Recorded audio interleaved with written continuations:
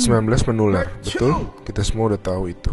Parahnya karena masa inkubasinya bisa sampai 14 hari, orang bisa positif corona tanpa demam dan batuk. Gak kelihatan. Kalaupun dia nanti batuk dan demam, bisa jadi itu bukan corona, bisa jadi flu biasa. Jadi bingung kan? Nah, saat ini cara yang paling akurat yang kita punya adalah dengan testing. Pemerintah ini sedang mempersiapkan testing massal di hari-hari ke depan. Pesan utama video ini adalah jangan panik ketika nanti setelah testing massal, angka positif corona kita naik tajam. Kenapa? Ibaratnya selama ini lampu yang nyala itu cuma lampu kecil aja, sehingga kasus yang kelihatan ya sedikit. Tapi begitu lampu-lampu lain dinyalain, baru semuanya kelihatan. Jadi kalau nanti dalam sehari angkanya naik tinggi, artinya bukan dalam sehari tiba-tiba terinfeksi menyebar. Oh my god, penyebarannya cepat sekali, dalam sehari naik sekian. Lebih tepatnya, dalam sehari kelihatan banyak kasus positif yang terinfeksinya itu dari kemarin-kemarin, tapi belum kelihatan. Ngerti ya bedanya ya?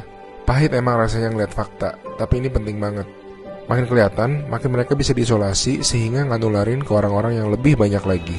Korea Selatan tuh ngelawan COVID dengan cara ini. Mereka ngetes 300.000 orang dalam 7 minggu, sehingga mereka nemuin 8.000 orang yang langsung diisolasi, sehingga tidak menginfeksi khalayak yang lebih luas lagi. Kurva mereka langsung gepeng.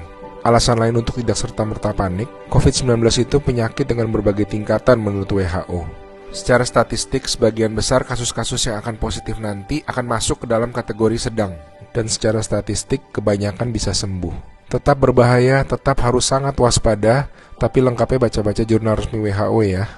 Di hari-hari ke depan kita akan lihat banyak orang positif corona, teman-teman kita, saudara-saudara kita. Tapi ingat, jangan jadi stigma. Corona itu bukan aib, dia bukan dosa, dia bukan kesalahan orang itu sendiri. Jadi kita tetap harus waspada, harus menjaga diri kita tidak terinfeksi. Kita malahan harus bantu mereka untuk jadi sembuh. Jadi akhirnya massive testing itu perlu, supaya yang sakit dan tercecer di sana-sini bisa diisolasi sehingga tidak menimbulkan lebih banyak orang yang terinfeksi.